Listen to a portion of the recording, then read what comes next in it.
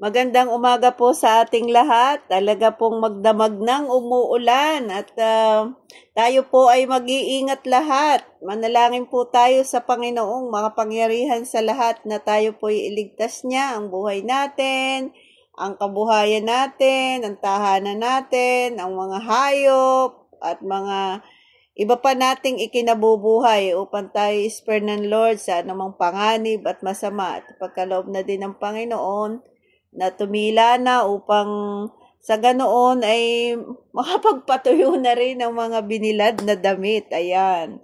So, talaga pong pagka tayo ay pinauulan ng Panginoon, ito ay chance din sa atin para makapagmuni-muni tayo sa ating sarili. Kasi, pagka ganyang maulan, ang tendency, lahat ng mga tao nasa loob ng tahanan. Ito yung time na may bonding ka sa family mo, yung mga indoor na gawain na hindi mo dati nagagawa, magagawa mo ngayon.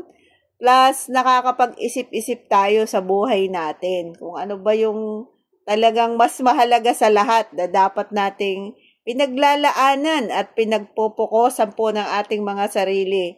Kaya nga po nung nag-uusap ang Panginoong Diyos na makapangyarihan sa lahat at saka po si Job, may isang part po na nag-uusap sila. Sabi po ang pamagat, ito po ay mababasa nyo sa Job 38. Ang sagot ng Diyos kay Job. Kaya totoo po may Diyos dahil ang Diyos po ay nakikipag-usap sa tao talaga.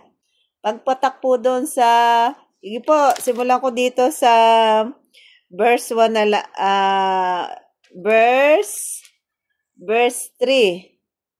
Sabi ng Panginoong makapangyarihan sa lahat, tumayo ka riyan at magpakalalaki. Tanong ko'y sagutin, ikaw ay magsabi. Sabihin, gusto na pa, sige, kung may ipinaglalaban ka, di ipaglaban mo, parang ganon. And then, ito po ang sabi ng Panginoong Diyos na makapangyarihan sa lahat. Sabi niya, Job, nasaan ka nang likhain ko ang mundo? Kung talagang may alam ka, edi makipagtalas-tasan ka sa akin. Parang gano'n sinasabi ng Panginoon. Lahat ay sabihin mo. Kung talagang marunong ka at kaalam mo ang lahat ng bagay, then talk to me, sabi ng Diyos.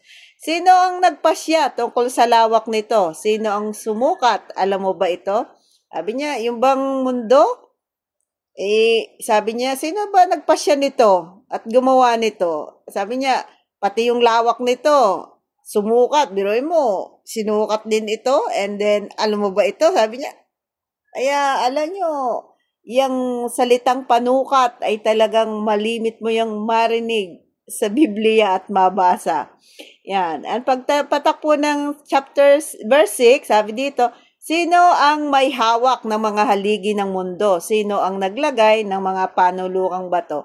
Kaya po, pakikita mo din po sa 6, sinasabi ng salita ng Diyos, sinasabi ng Panginoong Yahweh na makapangyarihan sa lahat. Sabi niya, sinasabi rin sa banal na kasulatan na ang pundasyon ng mundo ay hawak ng Diyos. Siya po ang may hawak. At kaya sinabanggit dito, sino ang may hawak ng mga haligi ng mundo? Of course, ang Diyos po ang may hawak nito. At sino ang naglagay ng mga panulukang bato? Kahit po yung mga hangganan, ang Diyos din po ang nagkakaloob noon.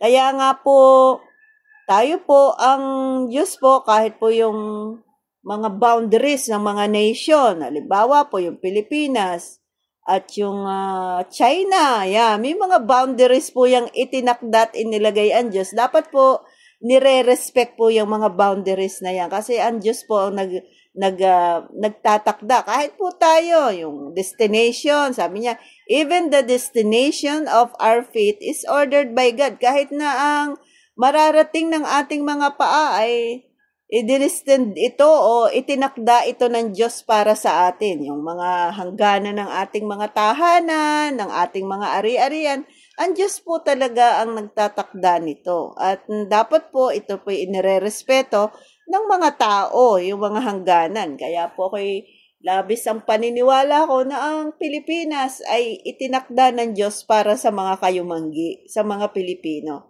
Kaya kung merong unang dapat magmahal sa bansa natin, mangalaga, mag-ingat dito ay walang iba kundi tayong mga Filipino. Dahil ito ay inilaan ng Diyos para sa lahing mga Filipino.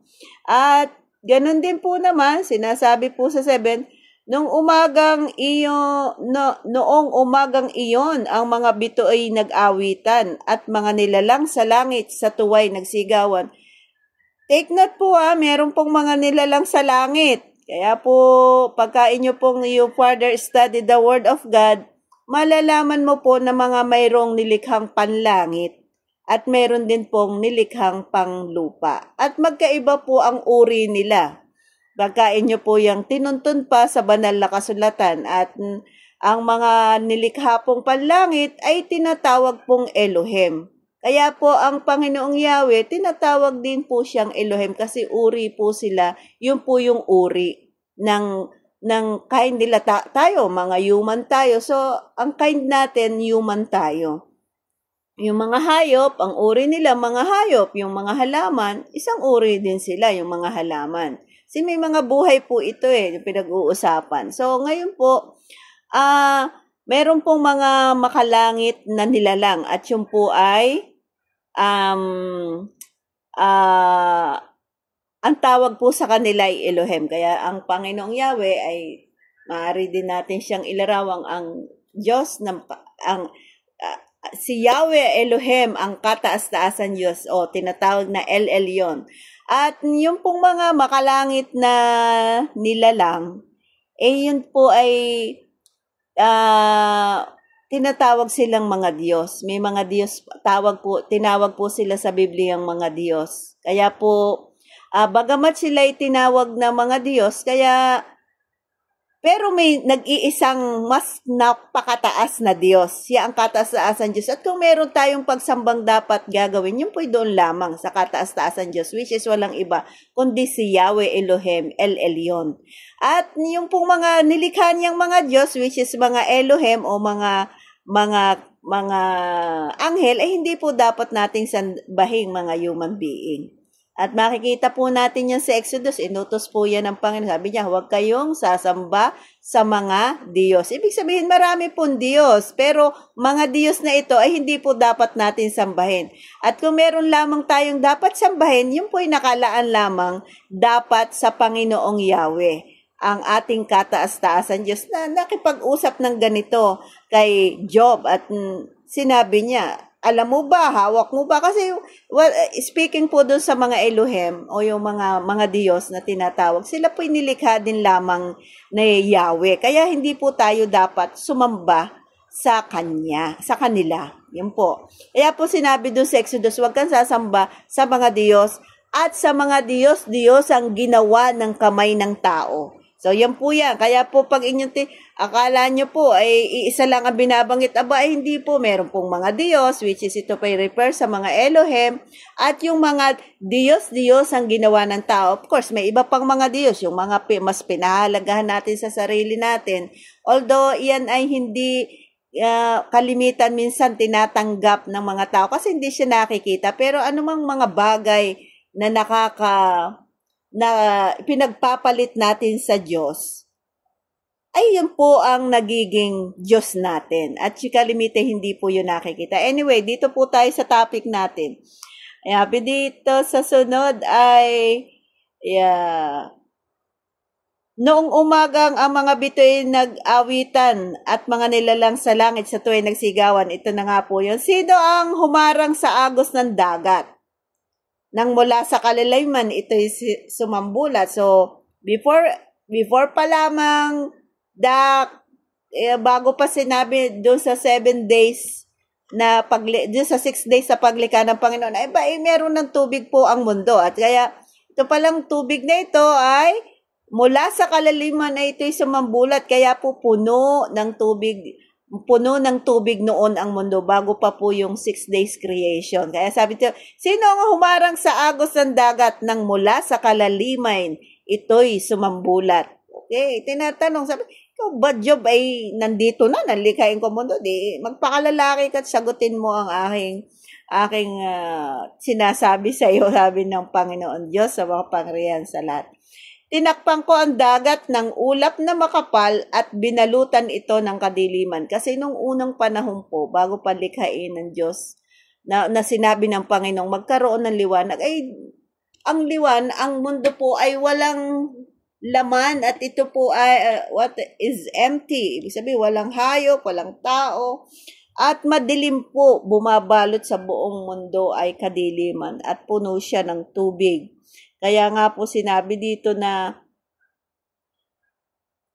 tinakpan ko ang dagat ng ulap na makapal at binalutan ito ng kadiliman. Ang dagat ay nilagayan ko ng hangganan upang ito'y manatili sa likod ng mga harang. Kaya po nung maglikhain ng Panginoon, ang mag-further creation ang Diyos, sabi niya, itinaboy niya yung mga tubig, yung puno ng tubig ang mundo, sabi niya, sabi ng Diyos dito ng Panginoon sa 8, sa 9, tinakpan ko. Sabi niya, tinakpan ko ng dagat ang ulap na makapal at